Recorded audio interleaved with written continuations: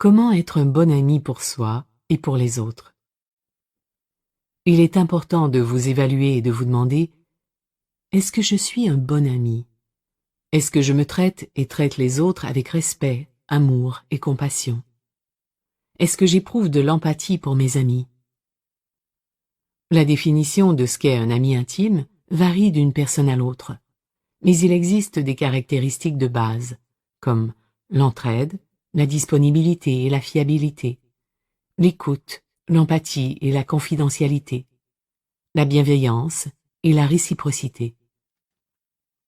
Toutes ces qualités nous aident à nous sentir en sécurité avec nos amis intimes. Soyez conscient des comportements que vous avez tendance à adopter en raison de vos symptômes post-traumatiques et qui pourraient être désagréables pour vos amis. Dans vos amitiés, soyez conscient de vos sensations physiques et émotionnelles. Remarquez si la colère ou la peur commence à monter en vous et éloignez-vous s'il le faut pour clarifier la situation. Il suffit d'une seule bonne amitié pour découvrir que vous méritez d'être aimé. L'amitié exige du temps et de l'engagement, mais c'est un investissement qui n'a pas de prix. Choisir judicieusement vos amis. Prendre soin de vous signifie aussi faire preuve de discernement quand vous choisissez avec qui vous passez du temps. Dans le passé, vous avez peut-être choisi des amis parce qu'ils avaient eux aussi subi un traumatisme, ou en raison de votre type dysfonctionnel d'adaptation. Ce genre de relation sera inévitablement accompagné de drames et de blessures émotionnelles, à moins que vous vous soyez tous les deux engagés à vous guérir. Choisissez de vous entourer de gens qui sont conscients de leurs problèmes et qui ont entrepris des démarches afin de les régler.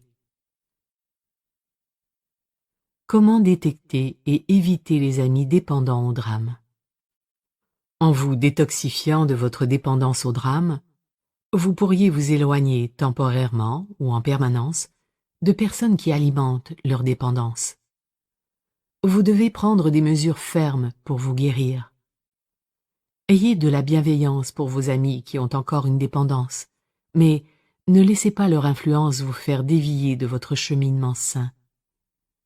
À mesure que vous acquérerez de la force en vous rétablissant du stress et des drames, vous serez dans une meilleure position pour aider les autres personnes dépendantes au drame à reconnaître le cycle de stress dans lequel elles se trouvent.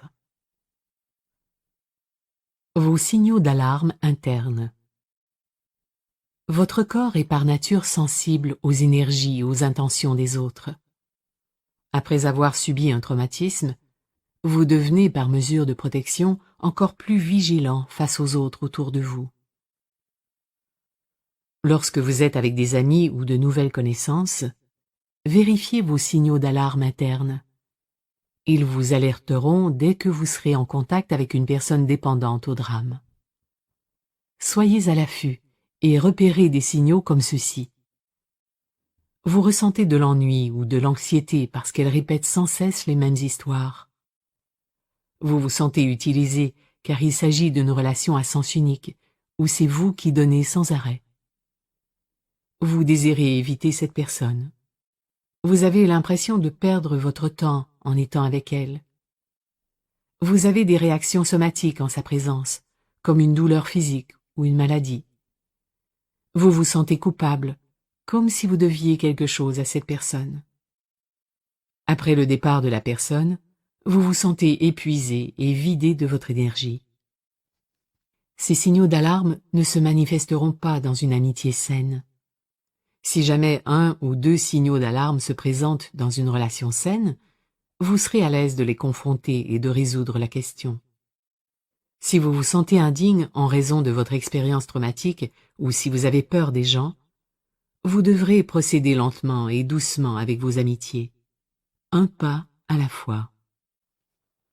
Rappelez-vous que ce n'est pas la quantité d'amis qui compte, mais la qualité de vos relations. Une véritable amitié vaut le temps et l'énergie dont elle a besoin pour se développer.